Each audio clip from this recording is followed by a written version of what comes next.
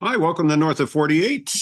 It is April 5th. It's 0 degrees here in where I am. That would be me, stuck in the cold. But that's okay. I planted 21 tulips out in my front yard, and I'm hoping that they'll grow through the snow. So today we're at, whoops, here we go. We're at day 773 of the Russian invasion into Ukraine. However, we have a special guest, Konstatin from inside Russia. Please check out his YouTube video, and he has lots of things on there if you're interested. So Konstantin has a YouTube channel that provides information on Russia. He has a rabbit hole of information that shows you videos before the war in Ukraine, his subsequent reactions to what was happening, and his travel to where he lives now with his family. Konstantin is a prolific YouTuber providing content that is needed in these times. He trained as an economist and provides information about the Russian economy and political maneuvering. He has regular updates on events in Russia, providing much needed contact for the news coming from that country, and a monthly interview on the Silicon Curtain YouTube and podcast show. Welcome, Konstantin. How are you, my friend? Hello, Walter. Good to be here. Thank you so much for inviting me. Oh, It's our second talk, and it's a our pleasure. second talk, and it's been about a year. So I am just so pleased and happy that I could have you on with all the events that have been happening out in Russia and the Ukraine. And you bring a welcome breath of fresh air and dialogue and truth into the conversation about this. And I know it's early morning where you are, so I appreciate you being here. So thank you again. Oh, at least the weather is nice. It's about 20 degrees Celsius. Not too bad. You're killing me. You're killing me, buddy. Look, I think it's been 2 years, almost 2 years, Is it not almost 1 2 years? year. I think so. I think we spoke in 2022 while I still was in Russia, right? Yes, this is true. Yeah, I had to flee in September of 2022, so it's gonna be 2 years of me living outside Russia, That's right. soon, very soon. So How it's been a how's long the time. how's the adjustment been? Because I know you also have a Tashkent breakfast club with Russian expats and Ukrainians and other people from other nationalities. How is that going right now? Uh, the Breakfast Club is going great. Good. Our community has grown to 1,000+ people. Wow. I'm trying to establish breakfast clubs all over the world where Russians have fled to. Okay. Thailand, Turkey, Dubai, places like that. Right. Um, that's the idea so far. Okay. I'm also involved in a couple more projects. One of them is called Brain Drain. I I tried to help Russians and Ukrainians who, like me, have fled um, Russia or Hmm. have fled the war, Right. to bring them to the United States to work. The professionals, like engineers and doctors and professions like that, people like that. So I've been busy between all of these things and my channel. So been busy. I I'll say I'm a constant viewer of your channel, and I appreciate everything you do on that. Thank That's you. it's great. I mean, Thank it you. seriously is, and we'll make sure there's a link to it in our show notes here. Been getting quite a. We've had. I don't know if you know who Philip Eitner is. Philip. Eitner. He was Uh, CBS ex-CBS reporter. He's in Kiev, and I have him mhm, on occasionally, and he provides great insight as to what's happening in Kiev as well. So, mhm. as well as Vlad Vexler. We've had on the program. So my interest in this is my family is got Russian roots as well as Polish and Ukrainian roots. So this has been a very hard thing with the war to grasp. And being just a little YouTuber or podcast host, I appreciate your time and being able to ask you the questions that I don't necessarily hear asked. To try to wrap my mind around what's happening there. Can I? So Ukraine has apparently been droning about 20% of the refinery capacity in Russia. And they're flying drones into airports, chemical factories, and knocking out about 20% production of the oil. That means the ability of Russia to fund the war is threatened because I'm under the understanding it's the oil revenues that fund the war, as well as Prigozhin's forays into Africa with dictators and getting gold out of Africa to feed the Russian coffers, if you will. So I just want to start out by saying I worked for a company in the early 2000s, and I know you're an economist and also an engineer of sorts, right? Project based. In Yes. the early 2000s, I worked for a company that had wellheads directional drilling that had Canadians going over to build a plant in Siberia. It was declared by local politicians and cronies in Russia that it was now 50% owned by them. If you disagreed, then it would be 100% owned by them. So the company folded. Well, it didn't fold, but it said, okay, there you go. Better to have 50% of something than 100% of nothing. That seems to be the way politics in Russia worked, at least then, coming out of the 90s. Is it still like that? May I ask you a question? Was it before the war started? Yes. When they okay.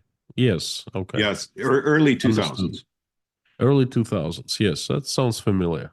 Right. So if the Siberian wellheads are destroyed, which our company went out there to put in directional drilling to get the oil up to the ground, which was a massive endeavor in the frost, ground Mm-hmm. frost there in Siberia, Permafrost. right? If these wellheads are destroyed, that could well mean that oil production will remain locked or frozen, as from what I understand, the technical abilities of the Russian techs are suspect, and the oil will remain locked in the ground because once they're done, you got to re-drill the whole thing because it freezes, and you can't unfreeze it, you can't lock it. Just do you agree with that statement that Russia would have a hard time redoing their infrastructure for refineries if something like that Russia happened? would not be having a hard time. Russia will have tremendously tragic time with that. Okay, it's a done deal as far as I understand. I'm not a huge expert on oil drilling, Okay. so my knowledge is, just there on the surface. What I pick up from other experts and so forth, I'm more about Russian economy than Russian oil. But you said that Ukrainian drones were hitting Russian oil and Right. halted. I think you said 10% of Russian oil. I disagree with that. Ukrainian drone attacks targeted oil refineries. Mhm. Russian, as far as I know, Russian oil fields where they extract oil, they were not affected. They're far away in the east and north of Russia. But what was affected is refining oil, crude oil, into the products, petroleum products. And that is huge because Russia pumps out lots of oil. I think Mhm. around 9 million barrels. Um, but and it sells lots of crude oil, but it does not have many facilities to refine oil into petroleum products, and that's always been Russia's bottleneck. Okay, and Ukrainians have found where they can hit the hardest. Okay, and I've been doing that, and my understanding is Russia is going to have very hard time with diesel and gasoline. Right now, they've done two things to offset the damage that was done by Ukrainians. The government has banned oil companies who own refineries also to export petroleum products. They used to do that a lot to keep all the petroleum products inside Russia. And the second, they have started using Belarusia capacities. They have two huge refineries, and it's too much for Belarus. There's like excess of petroleum products, so they are using Belarus to import, so to speak, to Mhm. use their capacities. And I still think that the damage has been done, and first of all, there's less diesel available to the tanks in Ukraine now. At least they're going to have harder time getting that diesel there, and consumers in Russia they're definitely gonna be hit soon. As far as I know, wholesale prices for gasoline have gone up by 30% already, and Okay. there's a certain lag between wholesale exchange and the price at the pumps. Okay, it takes usually a few weeks. Mhm. So if the price have gone up now, in a couple weeks, regular Russians, will start seeing the price increase at the pumps. Um, Russian, as far as I know, for the extraction, um, Russians never had the technology to drill, and they always invited American and Canadian companies, like what you just described, and Mhm.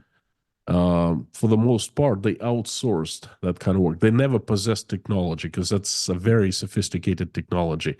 And now, no one wants to drill anymore, and they cannot outsource it to the Chinese because Chinese also don't have the technology. Chinese don't have oil, so they have not developed their own technology, and they cannot buy it from the Americans, That's a Canadians, very good point.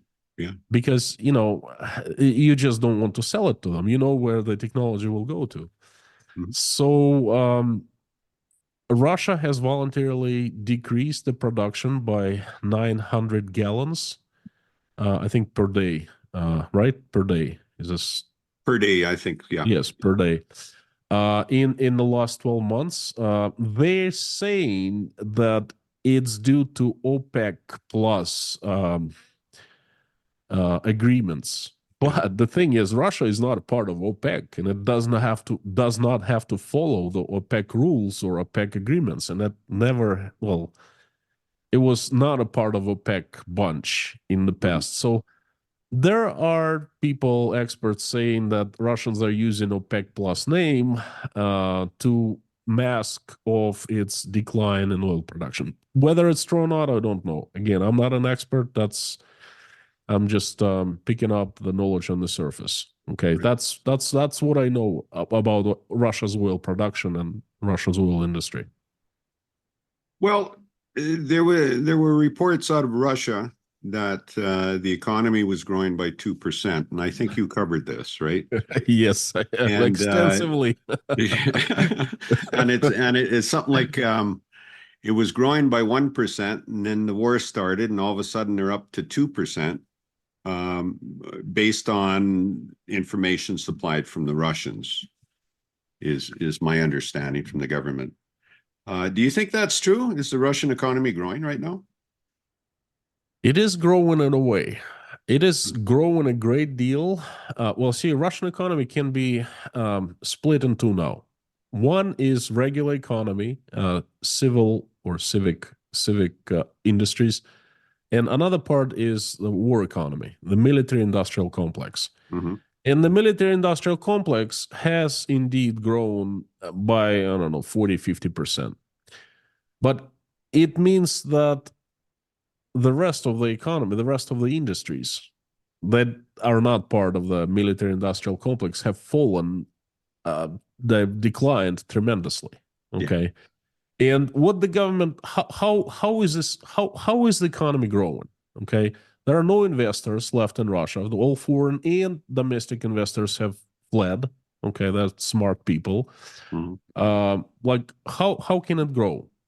Russian government, well, Russia is not the poorest country in the world, as you know, and it had reserves. Okay, I give it to the government that it did quite a good policy of stockpiling the wealth before the war for a couple decades. Okay, they accumulated large savings account for the country. And they've been using this savings account to flood military industrial complex with money, to flood uh, everyone who's connected with the war with money. Okay, Mhm. they don't count money, and that what has given Russia the effect of growth, but it's not real growth. Okay, it's just they've been using their savings account, and it's nearly gone now. They have enough money for 4 months of financing the war economy. So the military industrial complex has definitely grown, but that's pretty much it. That's right. And And overall, Russian economy is in a bad shape. well, I think the Russian government posted that they're going up to 6% on military and armaments as a proportion of GDP, which is more than most You said countries. 6? 6%, yeah. Is it more or less? 30, over 30%, as far as I understand. 30%. Well, I'm going to have Yeah, to get a they better they've news they've source, I think, my friend. they've gone up. They using a third of their country's budget, federal budget, to finance not just the war economy, but to finance the Siloviki, the Yes. power agencies that maintain order, status quo, not order, but status quo inside Russia. You know, the police, the KGB, and all of that. They're flooding everyone with money.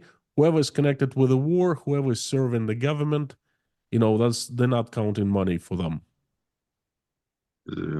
Hiroshi But everywhere, you know? they cutting expenses for education, for healthcare, you know, Mhm. for pretty much everywhere else they can cut the expenses. Right. Well, I watch some of these YouTubers like Natalie and stuff, and there's a couple from Russia who are still able to get on YouTube, and they describe their situation in the small villages and stuff. I would say almost desperate. Um, I'm I of believe the that. I'm of the opinion that Moscow and St. Petersburg are insulated a bit from all the depreciation in the economy, right? Um, They got groceries still. They can buy cars built in China, and you put a Moskva emblem on it, and there you go. Here's a Russian car, right? I think I've heard you talk about that. that is true, but the Chinese are also selling their cars under their brands. Mhm. And actually, the Chinese car makers flooded Russia. And one company called JAC, one of our largest Chinese automakers, decided to actually build a plant, a joint venture with a Russian company, Lada, with a Oh, Zhiguli, whatever, you know. yeah. But the thing is, they just pulled out of Russia Okay. because the Americans warned them that they're going to be under sanctions, and they said, well, you know, forget it. Hmm. And Russians are upset about that. Moscow and St. Petersburg. You see, that's if you're familiar with Russia, Russian culture, Moscow and St. Petersburg have always been isolated, separated from the rest of Russia. We in Russia we call Moscow not part of Russia. Moscow is Moscow, and the rest is Russia. Moscow, St. no part of Petersburg, Russia. I just want to savor that for a second. it's Maybe not. I mean, Moscow is Russia and everybody else is not Russia. well, maybe that's a good one. um, it's always been a custom in Russia that Muscovites, people who live in Moscow, they have it better than others. If Hmm. you go to Moscow now, you're gonna enjoy the city. There's no doubt. It's clean. It's well maintained. Well, perhaps not as clean as before the war because lots of people were mobilized and the janitors and street cleaners and all that. But still, it's fairly clean compared to other Russian cities, and it's well maintained. Hmm. It's you know, patched up. It's got painted facade, so to speak. I remember last time I was in Moscow. Well, I enjoyed Moscow was after, you know, I remember after the start of the war, being April of 2022, I was driving around Moscow, and you know, I was talking to my wife, and we were saying, you know, look, let's remember the city. It's not going to be the same ever because Hmm. it's going to go from down from here. But it's still pretty. Okay, and St. Petersburg is the same more or less. And yes, there are a lot of stores and there's plenty of food, but it's not just Moscow. There's plenty of food everywhere. Everywhere. You see, even in the USSR, we did not starve. We always had potato, we always had bread, flour, onion, so we could cook home like the very basic meals. I don't think that Russians will starve anytime soon. Um, but Okay. definitely things have changed in terms of prices. The stores are still fully stocked, but the prices have gone up tremendously. I monitor the price from 30 to 50%, Mhm. and the salaries have not gone up. Okay, the inflation, it's not yet galloping, but it's on the way there. And I believe that in a few weeks, we're going to see very drastic changes in Russian economy. In what way? What are you Uh, forecasting? well, the huge event happened a couple of weeks ago. Presidential elections. Vladimir Putin was elected. Well, not really was Well, elected, yeah. but Oh, oh, okay. was placed as a president for the fifth time. Let me ask you the question this way, okay, Konstantin? Your presidential elections in Russia happened. Putin won. So is that not the Russian people saying, "Good on you, Putin.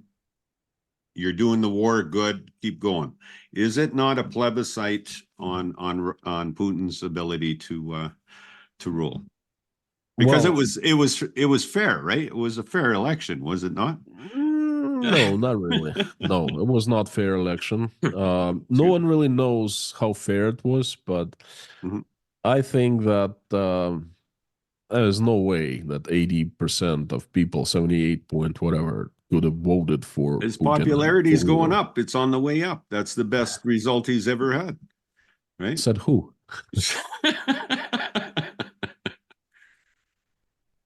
Said the Central Election Committee, right? That's correct. Yeah, Well, the yeah, Politburo. Yeah. that the Politburo, that's what they're saying. Putin have lost outside Russia.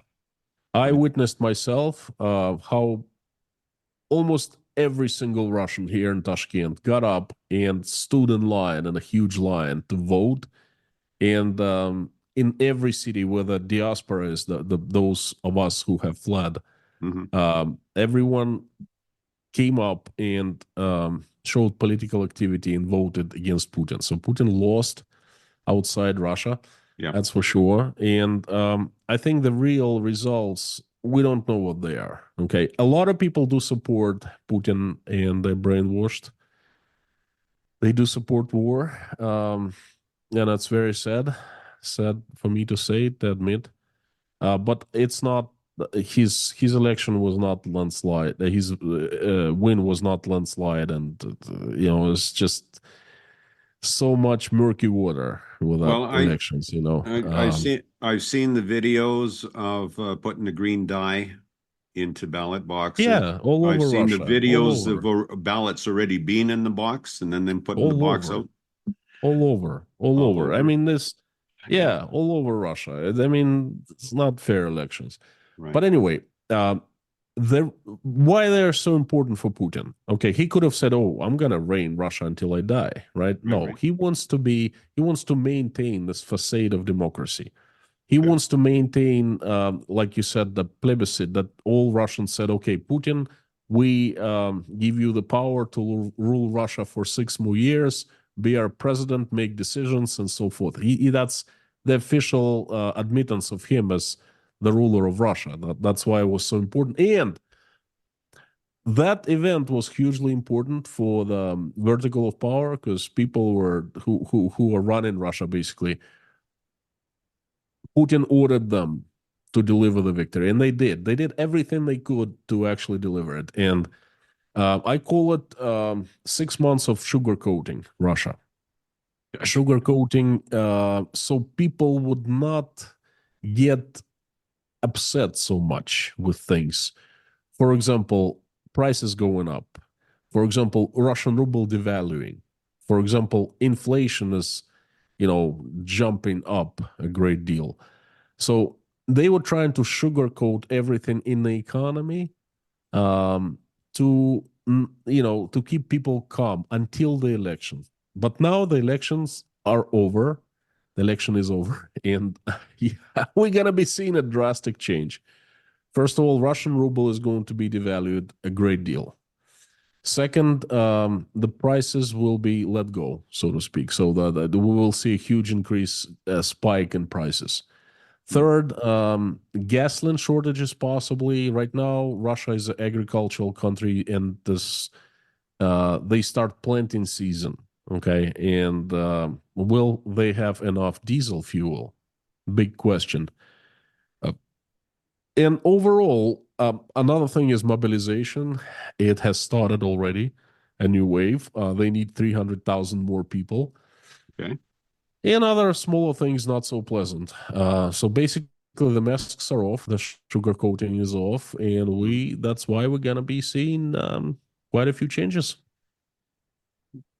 Yeah. Well, so the theory is that there was a couple 100,000 to 300,000 Russian soldiers killed so far in the war. That's the theory, or maimed or injured. But with the resources of Russia, they've been reconstituted, so you can have another 300,000 soldiers out there, albeit they won't be better trained, won't be better armed. Basically, going to a slaughterhouse, maybe. I don't know, with the amount of killing going on right now in a war that is unnecessary, totally unnecessary. The resources of Russia are its men and women, really. And is there, once they start there, so you're saying the recruitment's already come on, but it hasn't affected Moscow or St. Petersburg as much, right? Because once It has. oh, It it has. has. It's different now. Yes. Is there some Uh, grumblings coming out of Moscow then I don't about think this? that the I don't think that anything will come out of Moscow, St. Petersburg, any big cities. I'll give you a couple examples now. Sure. Yes, You please. see, when they announced the first mobilization, it was very, how do I say that? Rude job, Rude very job. very rude, unprepared. Right. Not neat. Not smooth, very rough. Hmm. Um, Basically, Putin came out and said, "Well, we're mobilizing 300, whatever, 50,000 people," Yeah. and everyone started running away from Russia, myself including. And I witnessed incredible situation. I had never seen anything like that before. I witnessed airports full of men, women crying, men just buying tickets and flying out of Russia anywhere. I ended up in a small town in Tajikistan, in the mountains of Tajikistan. I was walking towards Uzbekistan along with hundreds of other guys, middle-aged guys just like me, who left their families, behind, and everything behind, basically. So Russian authorities, they were not prepared. They didn't know what to do. They were letting us out. They didn't know how to mobilize us. There was no procedure. There was no system in place. But they started building a new system on October 6th of 2022. I remember quite well because, I do streams on that. I keep Mhm. records of everything.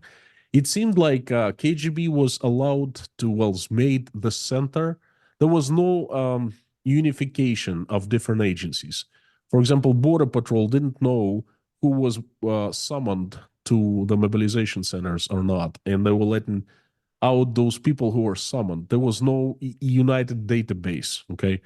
And they started building it. And Putin ordered to create a new system that would effectively keep count of all men who are eligible for mobilization and, new procedures of mobilization itself.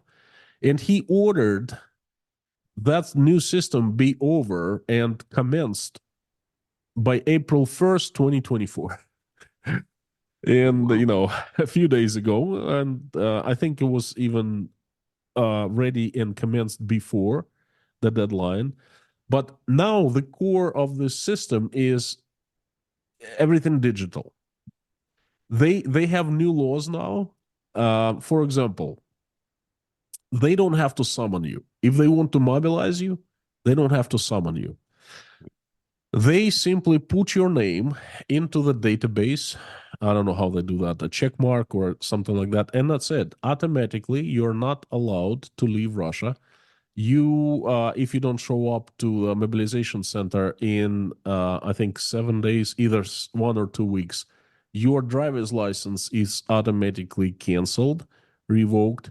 Your bank accounts are closed. You cannot sell or buy property, and you're limited. If you're a business owner, you're limited in your rights to operate business. So basically, they don't even have to notify you. Okay, they just put your name into a database, and that's it. You're done. You're like switched off from the society. You have two choices: either to go to turn yourself in or run into woods and live there. Okay, Run into woods. because there's no other choice. And they did a pretty darn good job, evil job, but good job in creating this database. And you see, they linked together, not just technical database, but they created laws that gave foundation to this system. Okay, new rules, new regulations, and so forth. And they upped the age of people who can be mobilized. Before it was, I think, 35 for private, 40 for an officer, 45 for like high ranking officer. Now it's like 55, 60, 65. So imagine it's like all Russians are eligible for mobilization. Well, So what about they for don't have to. Oh, sorry. What about for expats in other countries? Does this affect them? Well, no, I didn't mean to cut you off. Sorry. that's okay. That they have started mobilizing the new way, but the thing is, they're doing it covertly now. They're doing it in the right way. They're doing it in a way that doesn't agitate people. People don't see that happening. I saw with my own eyes patrols going around Moscow and catching young men, checking their papers and stuff, And people were taking videos of that and uploading. And there were Telegram channels in Moscow, like Moscow Mobilization. And there were like information coming out. Oh, there's a patrol at this metro station. Please avoid. And then it was like a live, at a real life. You know what I mean? Yeah. And now they're not doing it because they don't have to. They have a completely different system. And yes, they are catching. Well, they have started with the expats, not really expats, but the new citizens of Russia. You see, Russian passport is desirable for a lot of people from Uzbekistan, Tajikistan, Kyrgyzstan, those countries who are not doing financially as good as Russia is doing. So it's always been a prize to have Russian passport for them. Mm-hmm. And what happened is, again, they made a law about a year ago that if you receive a new passport, that you are allowed to keep your driver's license from the country where you came from, right, for 1 year. Okay. After your, after 1 year is passed, then you must come in to Russian DMV or whatever, and exchange your driver's license. And now there are big lines because they introduced this law exactly 1 year ago. And now driver's license of this, first people who became fresh citizens of Russia, they're expired. They need to replace with the Russian ones. So they stand in lines, and then the patrolmen come and mobilize them. Okay. This is what's happening. This is happening now in Moscow and St. Petersburg, perhaps in other cities, because just Moscow and St. Petersburg, they have more new citizens, more newly acquired citizens, from Uzbekistan, from other countries. So they started doing it in Moscow for sure. And well, if you do immigrants, nobody will say much. I mean, there's not a lot of rumble. But what about the normal Russian citizen in Moscow? Are they get mobilized as well? I'm gonna tell you one little example, one case that Sure. I witnessed. Everyone is getting mobilized now. They're not. Moscow is getting hit more than the first wave, but not much rumbling will be coming out of Moscow or other cities. This is what I witnessed. right next to Rostov, there is a town, and it's primarily, the Armenian residents. Rostov is a very Armenian town. Half of population is Armenian, and right next to it, there's like a suburb, a town of 15 or 20,000 people, and they're like almost 100% Armenian. They're Russian, but they're Armenian roots. And we have friends there, and friends sent us a video that completely shook me.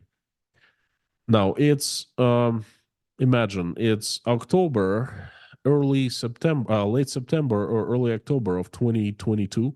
Mobilization had been announced 10 days prior, Right. and uh, young men are given mobilization papers, summons, and they are ordered to come to the main square of this town at certain time. And there are a couple police cars come, and there's a bus for them from mobilization center, and then they are brought by their families, by mothers and fathers and grandmothers, and everyone is crying. Everyone is not happy. Everyone is very sad that their boys have to go to war. Okay. Right. But they bring them with their own hands. And I could never understand that. I think of my son, I would fight till death before I'd give him with my own hands. Okay. So they're all absolutely devastated. They're all crying, but they give their sons. Those people will not be mumbling, whatever. There will be no protest coming from them, because I don't even understand what worse than what already happened to them can happen to actually for them to start standing up. I don't think there's such a thing. Is they giving up their children with their own hands? If you know what worse can happen to them, please tell me. Well, I've thought about a little bit about what you've thought, right? Like I've with Russian roots and stuff. I've been to funerals where the brothers are pulling each other hair out because their father has died and they're wondering about their inheritance. And these kids were 40. I had a couple of relatives come over from Belarus, and I hadn't met them before. We were at my aunt's 100th birthday, which is great. Well, But I thought they were arrogant. Do you know what I mean? And I was turned off by their attitude, being a Canadian, right? With our Russian and Slavic and Ukrainian and Polish people all getting along and stuff like that. But I got thinking that the Russian mentality, I wonder, is like Putin, is he insecure? Is it an insecurity? Because everything's over the top. We want to be the best in the world, or we have the best supersonic hydro missile. Is it a lack of confidence in your own ability to like the mother bringing her son, she's doing the bidding of the state because she's been browbeaten to do so, right? Just grew up all her life that, from Soviets to the Russian political system you have now. Is that part of it? Is it something in the no, psyche of the Russian? no. No. Was definitely in the psyche of the Soviet people, Hmm. but you see, it's been 30 years, and things have changed tremendously from the USSR. Right. And this mentality, we're the best, we're the first, it does not exist any longer. Perhaps they're trying to build it up again. They're trying to bring the USSR back, version point two, improved, digitized, and all of that. But no one really cares. People just want to live good life, and most Yeah. Russians that I know now, um, that I speak to, they live in bubbles. When I start talking to them, asking them about war, what's going on with Ukraine, they shut me off. They're like, no, no, no, no, no, we don't want to talk about it. Well, why? Well, we don't watch the news. We don't like to talk about it. We don't like to think about it. We just go to work every day. We, feed our families. That's it. Um, they don't care if they're number one. They could care less. It's something that the state is trying to. It's like dust in the eyes. That's what we call it in Russia. Smoke and Пускать mirrors. smoke and mirrors, right? Пускать пыль в глаза. To put dust in someone's eyes. Right. So that's that. I don't know when you met this Belarusian fellas, but perhaps in the Soviet times, but No. uh, This was just a year ago. So a year ago.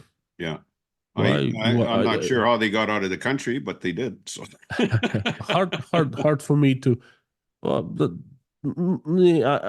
no, I disagree. There's no this mentality. We're the best, and now they're trying to brainwash everyone.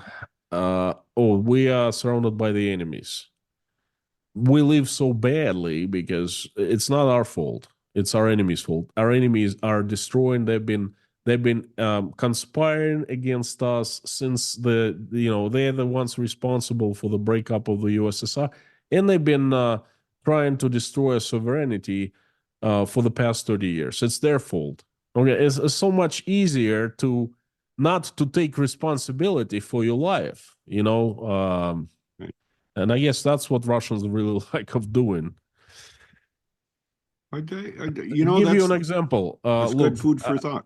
I have a neighbor, and I had a neighbor in Rostov on Don. I had the house there, and the guy was poor. For one simple reason, he drank. He was an alcoholic, and he didn't have a job. Mhm. His wife worked. She was a cashier at the local store, and I guess it was enough for them to have some vodka and some food. And then they were poor, poor, poor. Then he always blamed someone else for being poor. The government. The government is not doing enough to provide him good life. Former colleagues, and probably behind my back, he was blaming me and us as neighbors for, somehow interfering with his life. So that's what a lot of Russians are doing. That they're not taking responsibility for their lives. Okay, that's very good food for thought. Plus, the government propaganda it's the West, it's NATO. They're fueling it. Yeah, no, that's true. That's true, and that's unfortunate. The so the myth in North America, I've ran into some people because I know some of the stories from Russia, and my grandfather used to get they used to send him Pravda every couple of months, right? And it was something like Mother Russia needs your hard currency. Please send money to Mother Russia, right? And they left in 1939. So, but the myth with some of the people, smart people, that's really got me wondering about their intellectual honesty is that the myth that, and I think it's a myth anyways, that Russia deserves Ukraine and that's the reason for the war. Just give it to them. My own feeling is that if a bully comes into your house, you better punch him in the nose and get him out. And the myth in like the Tucker Carlsons and all these guys who are promoting Russian propaganda, and it's been proven, at least by the news people, that Russian propaganda infiltrates the American elections. It has infiltrated Canadian elections, but so has India, Pakistan, and China. They've interfered in our elections, and I have to quite say the Americans have interfered in elections all over the world too. So that's the kind of argument I get from a lot of these people. Do you see what's going to happen here? Is there an end to the war in sight? Is the economy got a crater? What are your feelings to bring this to an end and for Russia to finally move forward? I'll what do you think has to happen? I don't know if you spent much time thinking about it, but all that's my time, question. Yeah. all time. I've spent so much time thinking about that. Yeah. A very tough question. Oh, well, hey, I'm a Canadian. We're always tough. Just like you Russians. Tovarich. Yeah. I'm not Russian anymore. I'm a hybrid. You're a Um, hybrid. Well, yeah, mutant hybrid. no, you're a guy who has seen what was happening, and you were very thoughtful in your response to what was going to happen, and you're doing what's best for you and your family, and that is just credit to you, my friend. Russians don't think so. Many Russians, they think, they say you poisoned. You lived in America for 9 years. You've been poisoned. They poisoned you. Okay, you need to come back and you need to serve your country. And I say, who? Well, your country. Well, who is my country? What is my country? Your country needs you, and they cannot tell me who the country is. They just don't go any further. And Mhm. then if I start using common sense and logic, and they shut me off and say, "Well, you got to decide who you're with us or with them." So it used to Yeah. drive me crazy, but now I'm used to it. So I'll start answering your question with, you made a very good point. You said Russians have this understanding that Ukraine always belonged to them. That is not entirely true. Well, it's not true at all. Okay. They don't. They don't. If you will go back in history, in 1991, the USSR fell apart and Ukraine became an independent country, same independent as Russia. Okay, Right. same as other republics of former USSR republics. And Russia had no problem with Ukraine being independent and living on its own. Okay, and Vladimir Putin himself came out and said publicly numerous times that Ukraine is a sovereign country, and um, whoever attempts to break its sovereignty, that's going to be a crime and so forth. Moreover, when the war was declared, well, it was never declared, that the special military operation was declared on 24th of February of 2022. Vladimir Putin in the morning came out and he addressed the nation saying, look, Ukraine is our brothers and sisters, but Ukrainian regime, the government, we need to get rid of it because they're Nazis and they've created so many Nazis. So we are to denazify Ukraine and to um, demilitarize it because as a military, it poses Nazis have all those guns. It poses us a threat. He never said anything about seizing Ukrainian land or taking over Ukraine. No, he said that's an in and out operation. We're gonna come in and not long. And then, as you remember, Russian military. Okay, I remember very clearly. In day one, they expected that would be no resistance from Ukrainian military, and they came in and they didn't try to kill anyone. They were broadcasting this message saying, "Dear Ukrainian servicemen, we are not against you. We're against the Nazis that are in Kiev, the regime. We, please cooperate, and it's going to be over very soon. Let us know that you're not going to resist, and you will leave you alone." And that's it. And that was understanding that the Ukrainian military would just give up and say, "Oh, welcome, Yeah. welcome Russians," with the population would welcome with flowers and so. I don't understand what they were thinking, the Putin and his gang, but that was a huge mistake. And of course, Ukrainians started resisting from the very first second, right?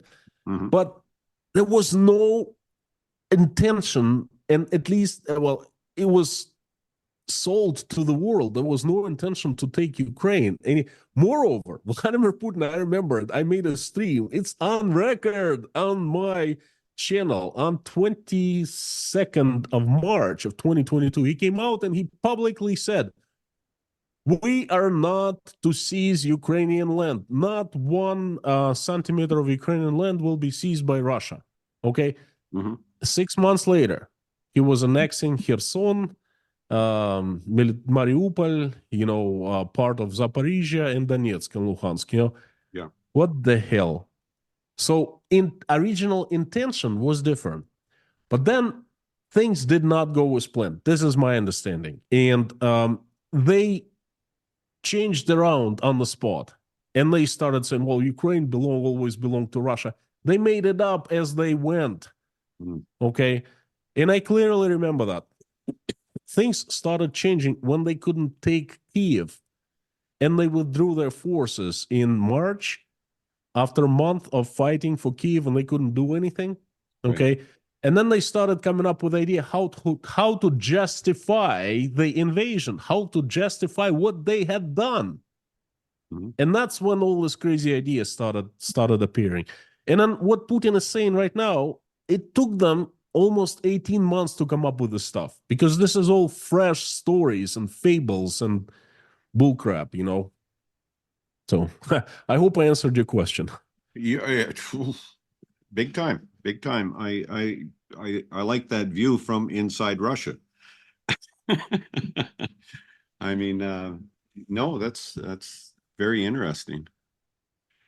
The so the progress of the war, like it didn't go Russia's way.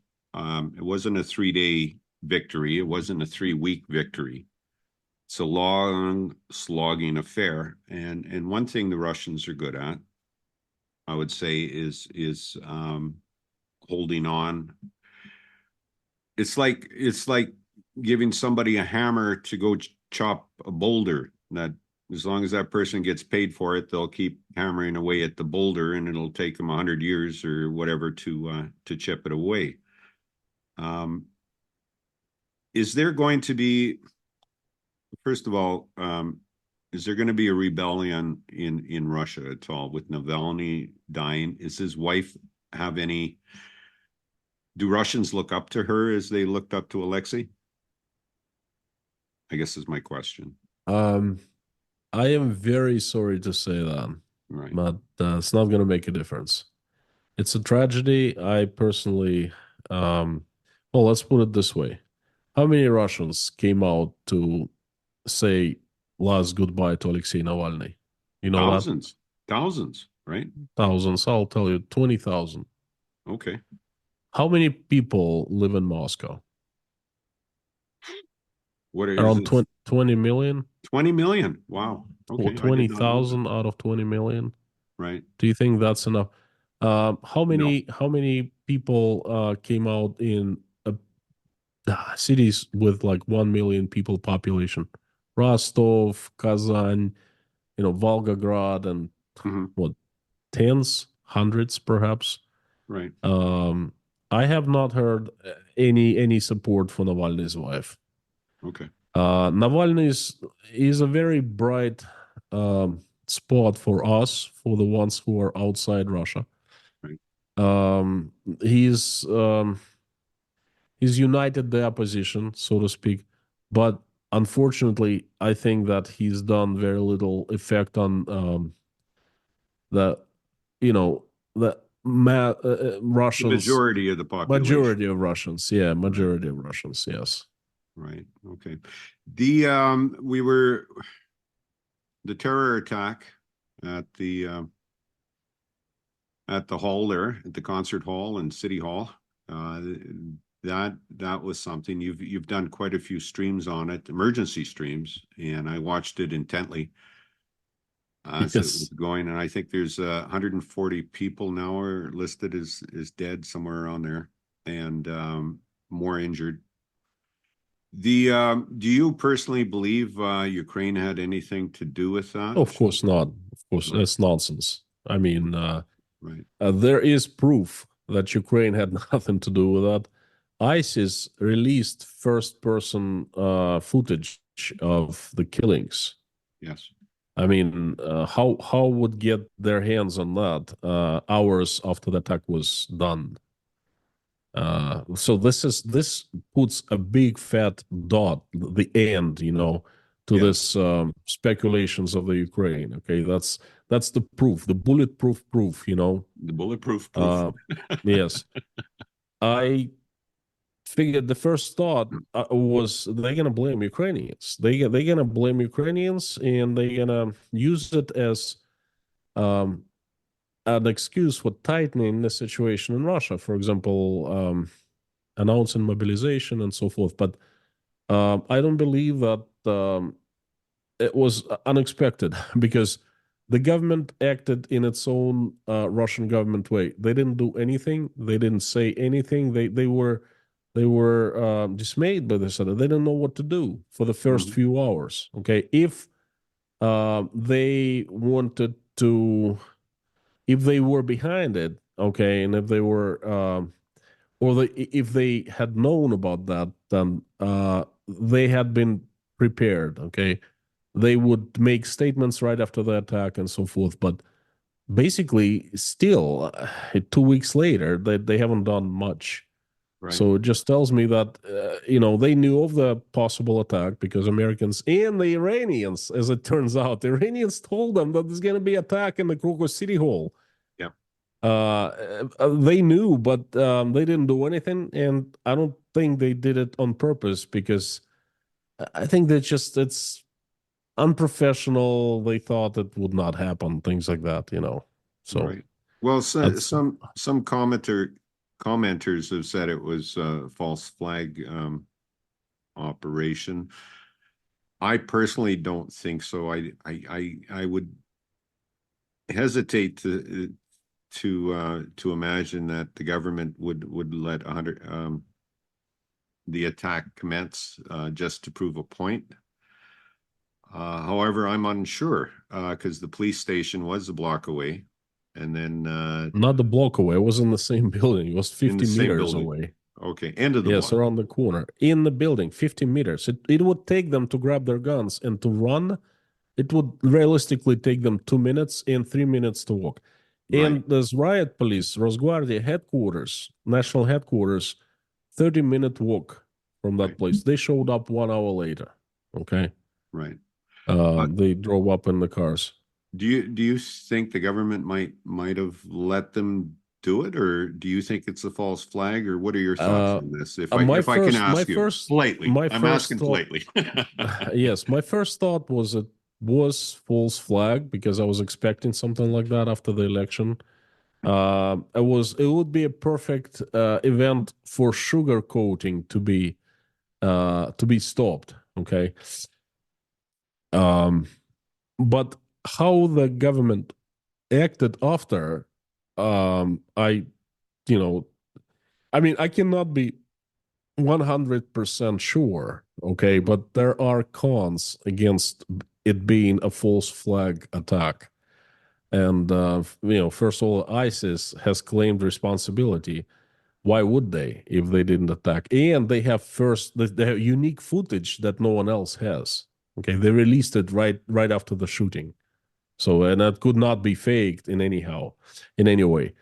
Um, I'll also point again, out there's ISIS-K has fought Russia in Syria and other places as well. So there's been a long history between ISIS and Russia.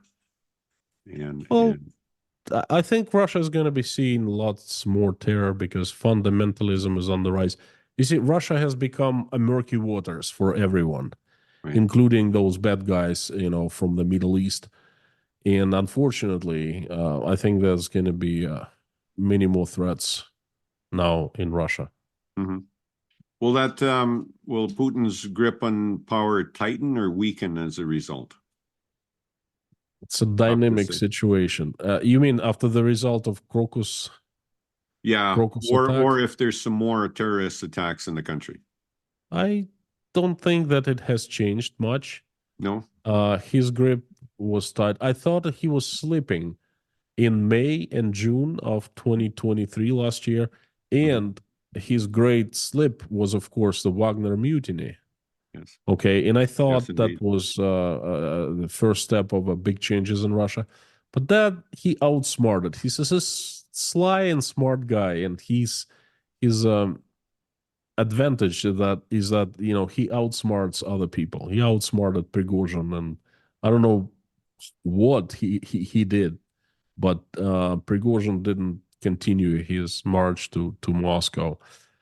And so his grip was sleeping. He was weakening then, but then he kind of regained control over Russia. Mhm. And right now it's pretty tight grip. And what happens in the future, I don't know. But right now, I don't think that this Crocus City attack has changed it anyhow, anyway, in any way. Well, that's a shame all around. I would say Putin, as he was coming up through the ranks, he was not politically. He was viewed as a good leader at one time, right? Yes, Even he though was. he was suspect with Yeltsin's permission, of course, brought into the political establishment. I don't know if you've had time to think about it. What has changed in Putin's thinking to go all out here? Is it Um, like have you sometimes retreat is the better part of valor, saying, oh, okay, we're sorry, we're going to withdraw our troops. Everything's good. Like a silk hand or sugar is a better sweetener for countries, and he's went with a hammer. you mean to withdraw troops from Ukraine Yeah, after he invaded? right. Um, After the first week, he should have just withdrawn. the Rubicon was crossed. There's no way he could return because, see, the first blood was spilled.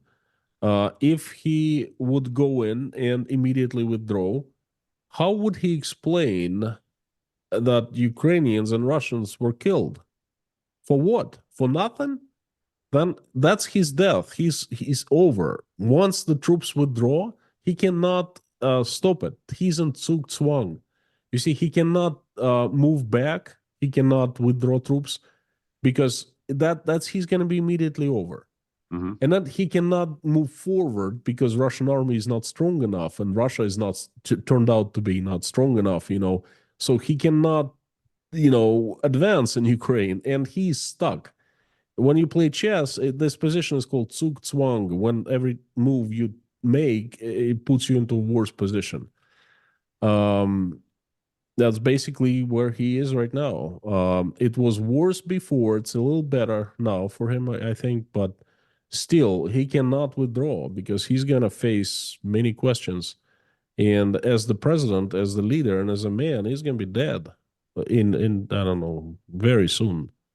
Well, the Siloviki and the oligarchs in Russia can't be happy with what's transpired, right? However, are they too scared to say anything, or are they happy? A lot of people profiteering from the war.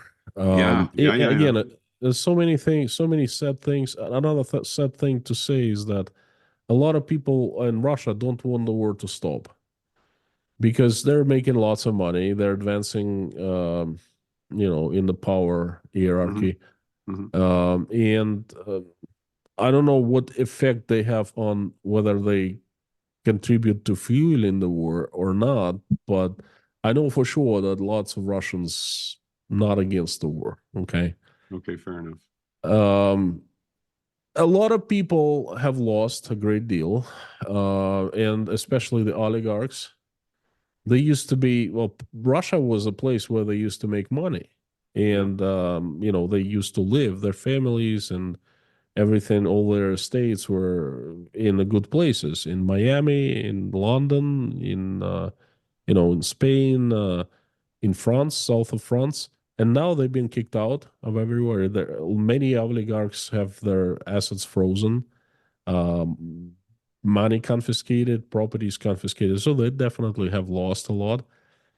They are now sitting in Russia in a prison cell. And the thing is, they cannot escape. Before, if Siloviki were to take attempt on their lives, on their fortunes, they could escape because they had everything stashed in the West. Yeah. Now they can't. So a lot of people who have lost, definitely. And I think there are many of those who are ready to negotiate with the West and to topple Putin and blame everything on him, saying it's not us, we didn't know, we didn't do anything.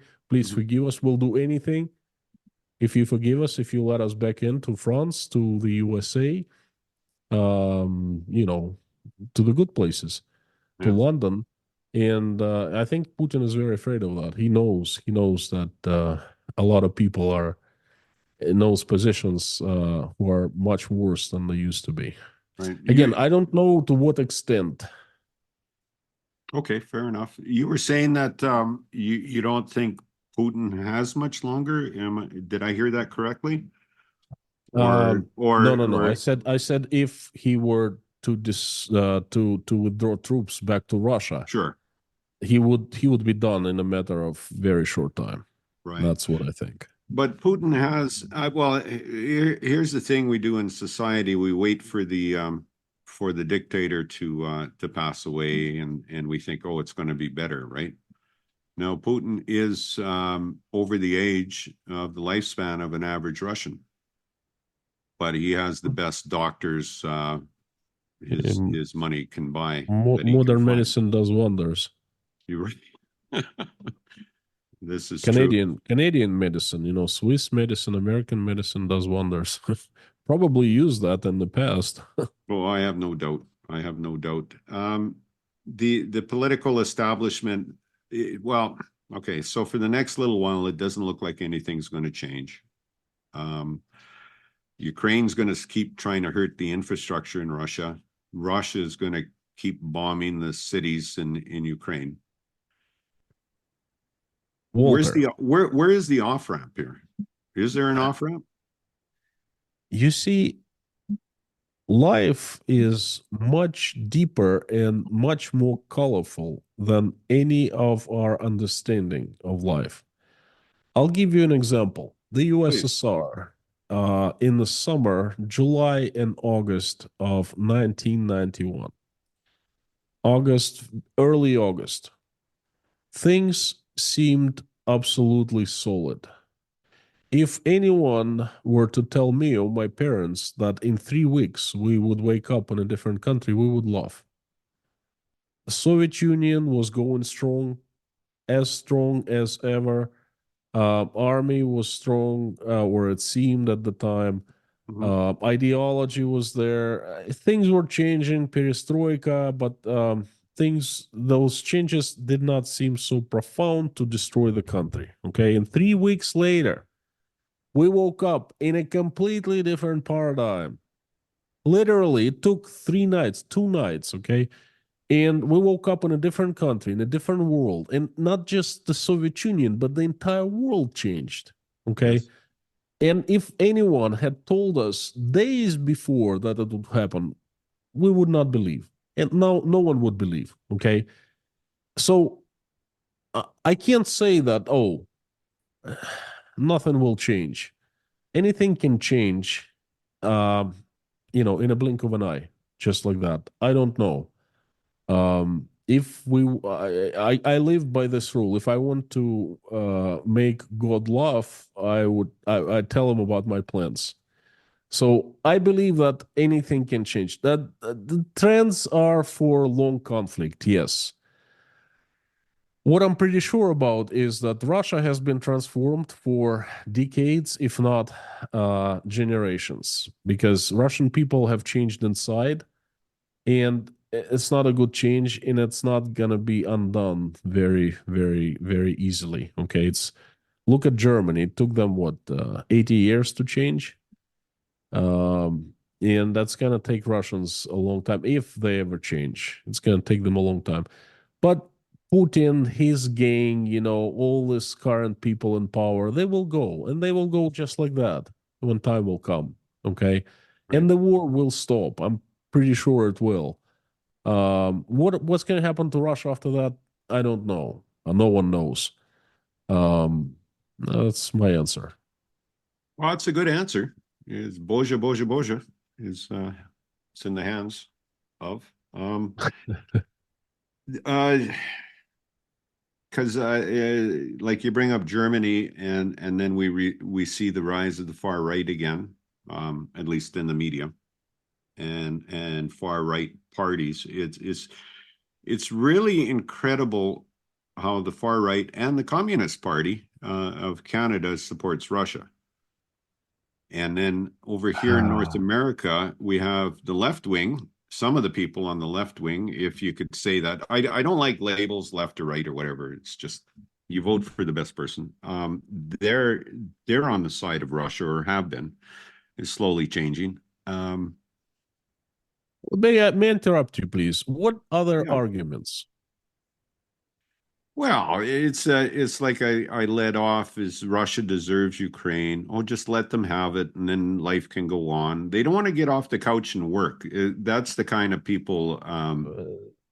That's a huge difference. Does Russia deserve Ukraine, or let them have Ukraine? See, Let that's them a have huge difference. Ukraine has been some Oh, of the arguments I've had. okay. So let's Right. pacify Russia. Okay, I understand that. That's exactly it. Because then the noise is stopped and these people can go to their champagne parties or whatever. But Right. one thing they don't understand is that Russia will not stop with Ukraine. Right. Now they have tasted the blood. Okay, and if they succeed, the military-industrial complex has been flooded with money. And you know Yes. what's going to happen? Ideology is there. They have brainwashed people a great deal, and they will declare um, continuous war economy. Mhm. Okay, and they will just basically we're gonna live, well, they're gonna live in Russia as in the USSR, in the state of permanent war, the whole world against us, and we must be strong at the expense of our well-being, or expense of our lives, or whatever the motherland needs from you, Right. we will have to give it to her because this is our duty as the citizens.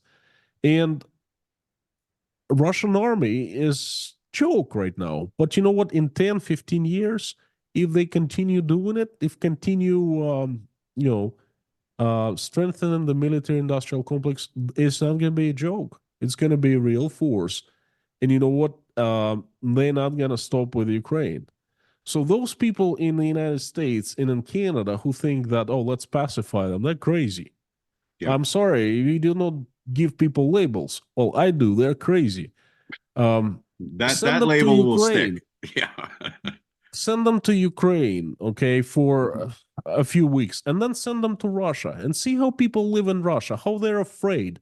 Mhm. If you put a white piece of paper and you stand on the street, you're gonna get 7 freaking years in prison. Is that what the Canadians want for their country? Eventually, to have, or for the Americans? Look, I lived in America, and I find that the country is absolutely fascinated for a few things. We have the people concept. People govern themselves, and that's not Russia. That Russia is completely opposite right now. Okay, Mhm. so this is a system against the system. I don't know if Canada wants to change and become like Russia, or submit to Russia, or pacify Russia, whatever. And again, Russia will not stop. Sorry for being a little emotional. No, I'm good with that. Some of the stuff you've Those, been. those folks, send them to Russia. Send them and say, hey, live not as a tourist, not as an expat, but live as a Russian citizen. Get a Russian passport. It's easy to do now. And give up your Canadian passport. Would you like to do that? Really? Or give up American passport, No, no, no, this, I have a return ticket at any time. No, no, no, just give it up. Would you like to live in Russia for the rest of your life like that? Ask them. Yeah, no, that's some of the arguments I've had with them, and thanks for clarifying that. That's precisely what I was thinking too. At Yeah. least 6 months. They live in Russia for 6 months. They come back and say, "Hey, I like Russia." Okay, fine. Yeah, I will understand. I will respect that. But before they go and taste it, before they go and see it, right. 3 million of us have fled Russia, and we're Russians. We Yes. love our country. We were born and raised there. No, Ugh. I understand, Konstatin, and thank you for expressing that. I appreciate that very much. No, those are some of I'm going to say batshit crazy arguments that I get, and it is just incredible to me the dissonance on people's reactions to what has happened, and especially the most common thing is we better pacify Russia because they have nuclear bombs. Well, Um, we're going to have to learn to deal with countries who have nuclear missiles. And that's true. That's true. Well, I don't know what to say. yeah, That pacifying, in my eyes, pacifying is a dead end. yeah. No, I agree with you very much. And I've taken your time up about an hour. Is there anything you want to express to our North American audience at all, or Um, before we leave? Or well, not much except for you really have something unique. One question. I started sure. asking questions. I'm a very unusual Russian because at the early age I was asking questions, and I started asking this one question that no one could answer in the USSR, and this question was, how come the USSR is the best country in the world, and I really believed when I was 10 years old, right?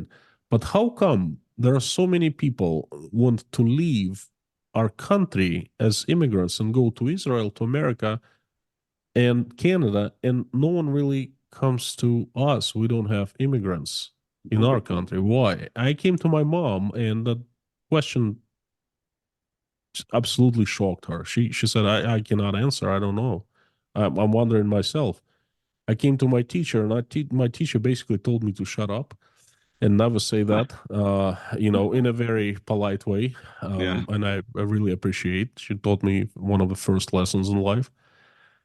And right now when they say that, oh, Russia is so great, oh, Russia is this, and um, the evil satanic West. But if you go to Mexico, to the Mhm. border with the United States, you will find thousands of Russians living in tents, waiting to get to the United States. And you will also find thousands of Chinese who are doing the same thing. Yes. Yes. And that is for very good reason. In Canada, I'm pretty sure that if Canada had a border with another country, the same thing would be happening in Canada. Okay. Mhm. Um, you have something great, incredible, and unique that you have built, and I really think so. I witnessed it. I was amazed. It was completely different from what I had been used to when I was growing up. And I want to say, hey, do you know what, folks? Don't lose it. Don't lose it, because I guess everyone can change, and your countries can change too. But it would be a shame, because you are beacons for everyone, and people vote with their freedom, with their lives. They run to your countries. They seek for protection, political asylum. They seek better life there, and that's for a good reason. So keep that, and please keep on showing the others the way.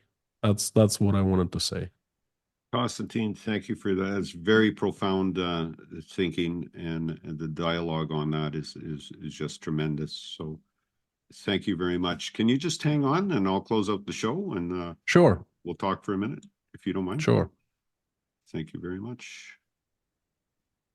All right. Well, thank you very much. This has been, we've had Konstantin from inside Russia on our show, and I so much appreciate it. And for anybody out there who, there we go. I need a technical person. For anybody out there, please look at it Inside Russia on YouTube, and you can catch them on the Silicon Curtain, and really appreciate it. With that, we're going to say bye-bye.